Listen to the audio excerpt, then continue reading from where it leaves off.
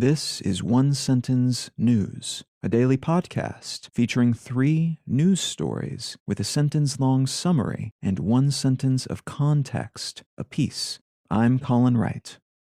This is a sponsored message. I've been using Anchor as my podcast host for a while now, and it's been a pleasure to use. Anchor offers benefits that most other hosts do not. It's free to use, but it also has a collection of tools that allow you to create a podcast completely within the Anchor website or smartphone app. They distribute your show to Apple Podcasts, Spotify, and all the other distribution channels without any additional effort on your part, and you can make money from your podcast without any minimum audience size. So you can use it as a more traditional podcast host like I do, but it's also got everything you need to start a podcast from scratch. If you're keen to give it a shot, download the free Anchor app or go to anchor.fm to get started.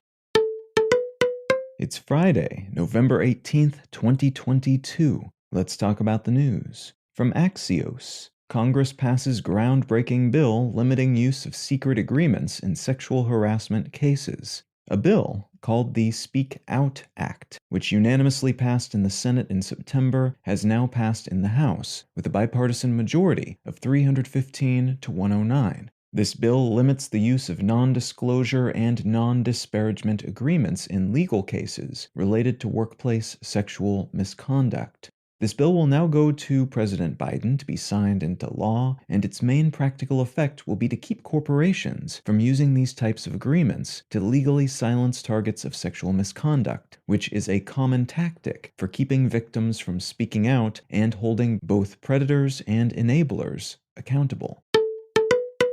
From the Associated Press, speaking of the U.S. Congress, Republicans win back control of House with narrow majority. The Republican Party has officially tallied 218 House seats, giving it the majority in the House of Representatives. Republicans were originally predicted to sweep Congress with a red wave that never materialized, and their majority looks likely to be razor thin. So this win is bittersweet to some, though it is enough that they'll be able to challenge the president's efforts and potentially launch some investigations into things the Democrats have done while in power as well. Current House Speaker Nancy Pelosi has announced that she'll remain in Congress, but will step down as leader of the House Democrats when control shifts to the Republicans.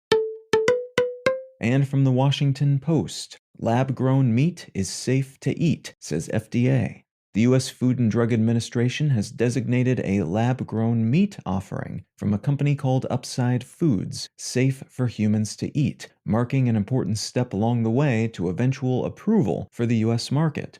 Cultivated meat, which is meat grown from harvested animal cells. So you might think of it as meat not grown on an animal, which thus requires no animal be killed or even be present to produce it, is currently only for sale in Singapore, but it's been widely promoted as a possible protein alternative as the production process has scaled, the resulting meat has become more economic, and the output has become more palatable. It's not yet allowed in most stores or restaurants, though, due to an abundance of caution from regulators, and likely at least some skepticism from possible customers. This move won't do anything to assuage the latter, but it does bring cultivated meat, in this case cultivated chicken meat, but you can theoretically use this approach for everything from beef to sea urchin to ostrich, one step closer to eventual widespread availability, which in turn could significantly disrupt the existing meat industry.